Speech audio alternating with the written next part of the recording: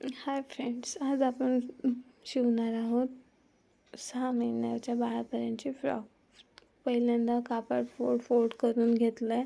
त्यानंतर एक straight line करून घेतली आहे. नंतर फ्रॉकच्या अप्पर भागची हाईट घेतली आपण 9 इंच आणि तिथे सरळ स्ट्रेट लाईन मारून घेतली आहे.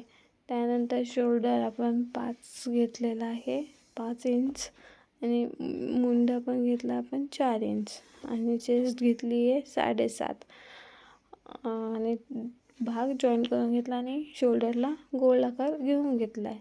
त्यानंतर नेक सोडला आपण 2 इंच, आणि त्यानंतर 3 इंचावर गळ्याची हाईट घेतली आहे आणि त्याला राऊंड आकार देऊन तो शोल्डरला जॉईन घेतला आहे, कारण आपण नॉट्स करणार आहोत त्यामुळे तो शोल्डरला जॉईन करून घेतला आहे. त्यानंतर फ्रॉकचा अप्पर भाग आपण कट करून घेणार आहोत.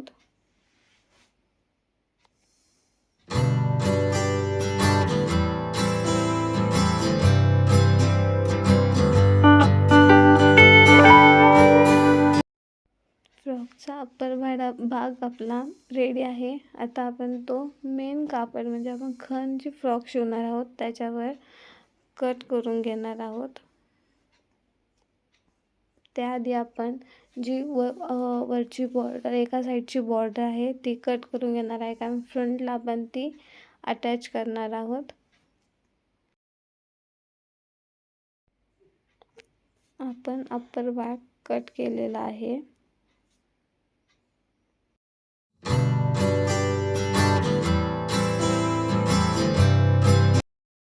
आता आपण फ्रॉकचा जो खालचा भाग आहे तो कट करून घेणार आहे. त्याची उंची आपण 11 इंच घेतलेली आहे. 11 इंचावर स्ट्रेट लाईन मारून घेतली आणि तो भाग कट करून घेणार आहोत. अशा प्रकारे आपला फ्रॉकचा दोन्ही भाग कट करून झालेले आहेत.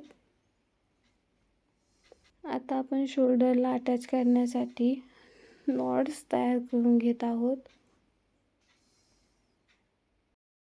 आपण फॅब्रिकच्या उलट्या साईडनी एक टीप मारून घेणार आहोत व नंतर ती सुईच्या साहाय्याने सरळ बाजूनी बाहेर काढणार आहोत.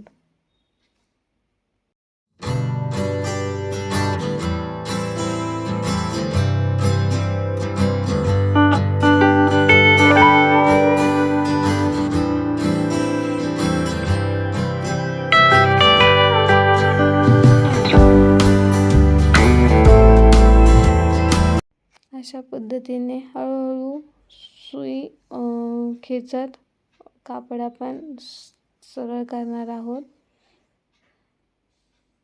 अशा प्रकारचे नवनवीन व्हिडिओ पाहण्यासाठी चॅनल पाहत राहा, सबस्क्राईब करा, लाईक करा. आता आपल्या 4ही स्ट्रॅप तयार आहेत. आपण अस्तरचं फॅब्रिक मेन फॅब्रिकवर ठेवून ते जॉईंट करून घेणार आहोत.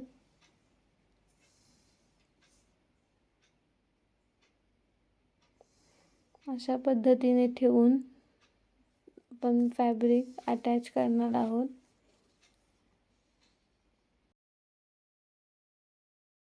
खूप सिंपल आणि सुंदर फ्रॉक तुम्ही तुमच्या लहान बाळासाठीही शिवू शकता. अशा पद्धतीने हा 6 महिन्याच्या बाळापर्यंतचं माप आहे. फ्रंट साईडचा आपण जॉईंट करून घेतला, त्याला कट्स मारून घ्यायचे आहेत. जो एक्स्ट्रा पार्ट आहे तो कट करून टाकायचा आहे आणि कापड आपण सरळ करून घेणार आहोत. आणि आता वरच्या साईडनी आपण दाबटीप देणार आहोत.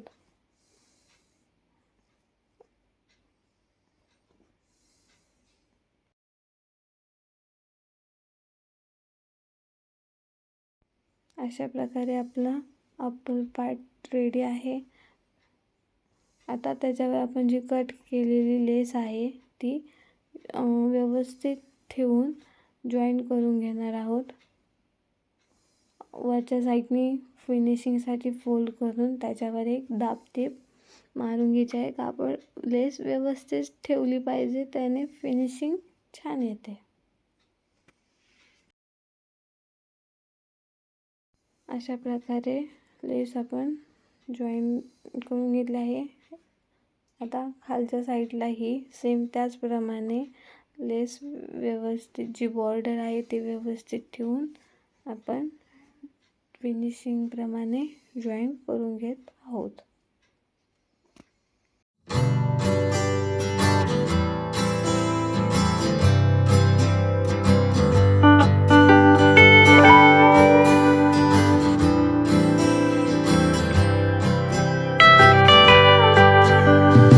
अशा पद्धतीने आपण अप्पर साईडला फ्रंट साईडला लेस जॉईन करून घेतलेली आहे. बॅक आपण सिंपलच ठेवलेला आहे. आता फ्रंट साईडला जो खालचा बॉडी पार्ट आहे तो जॉईन करून घ्यायचा आहे आणि त्याला प्लेट्स द्यायच्या आहेत, बॉक्स प्लेट द्यायच्या आहेत. अशा पद्धतीने प्लेट्स करून घ्यायच्या आहेत आणि त्याच्यावर स्टिच करून घ्यायचं आहे.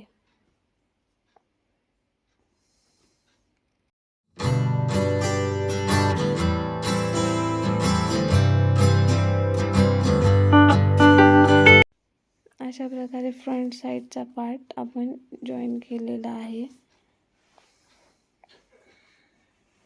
सेम त्याचप्रमाणे बॅक साईडलाही आपण प्लेट्स फाडून घेणार आहोत आणि पार्ट जॉईन करणार आहोत. तुम्हाला व्हिडिओ पाहून कसं वाटलं ते कमेंट्समध्ये नक्की सांगा. जर तुमच्या काही शंका असतील तर त्याही तुम्ही कमेंट करू शकता.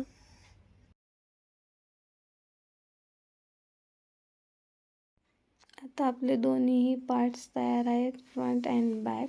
आता आपण फ्रॉकला नॉट तयार करणार आहोत. जशा प्रकारे आपण स्ट्रॅप तयार केल्या होत्या त्याचप्रमाणे आधी उलट्या साईडने टीप मारून घ्यायची आहे व ती सुईच्या साहाय्याने सरळ करून घ्यायच्या आहेत.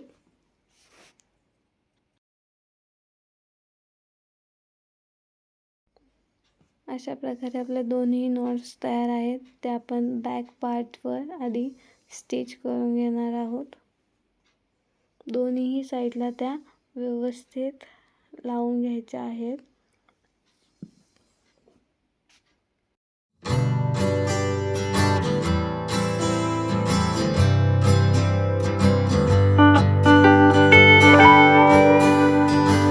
दोन्ही स्ट्रॅप जॉईन झाल्यानंतर आपण फ्रंट साईडचा पार्ट पण बॅक साईडच्या पार्टवर सरळ ठेवणार आहोत सुरुवातीला.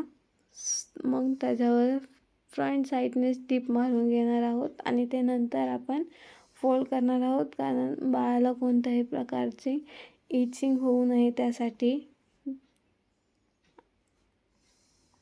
आणि फिनिशिंग ही खूप छान येते, दोरे निघत नाहीत, धागे निघत नाहीत त्यातून, त्यामुळे.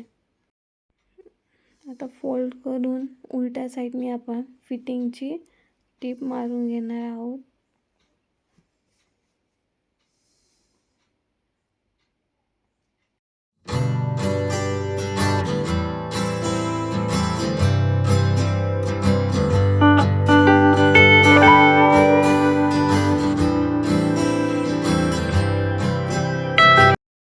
अशा पद्धतीने आपला हा सिंपल आणि खूप सुंदर फ्रॉक तयार आहे. थँक्यू.